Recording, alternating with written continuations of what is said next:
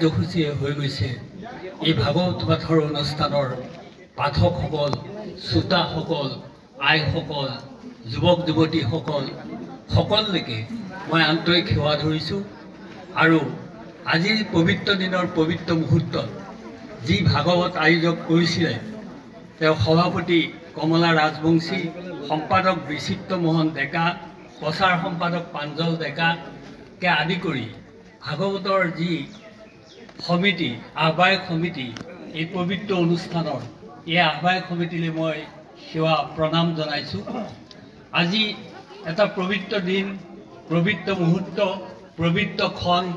মহাপুৰুষ গুৰুজনাই আজি ৫৫০ বছৰ আগতেই এই অঞ্চলৰ বটদ্ৰৱাত জন্মগ্ৰহণ কৰি জাতি বৰ্ণ ধৰ্ম নিৰ্বিশেষে যি সংস্কৃতিৰ অখণ্ড প্ৰদীপ জ্বলাই থৈ গৈছিল সি আজিও জ্বলি আছে আৰু চিৰ ভৱিষ্যতলৈও জ্বলি থাকিব।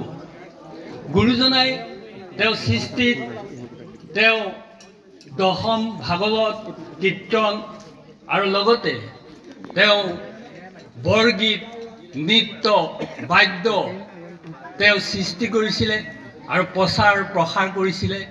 আৰু গুৰুজনাৰ এই সৃষ্টিৰাজি, গুৰুজনাৰ এই সংস্কৃতি, যি শংকৰী সংস্কৃতি, যি সত্ৰীয়া সংস্কৃতি, এই সংস্কৃতি যদি আমাৰ অসমীয়া জাতিৰ মাজত নাথাকে তেতিয়াহ'লে আমাৰ অসমীয়া জাতি বাচি থাকিব নোৱাৰে।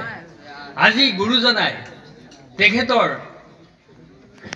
যি সৃষ্টিৰাজি, তেওঁ যি কৃষ্টি, তেওঁ যি সৃষ্টি, তাৰ প্ৰচাৰ প্ৰসাৰৰ কাৰণে বহুতে কাম কৰি গৈছে আৰু বহুতে আগবাঢ়ি গৈছে।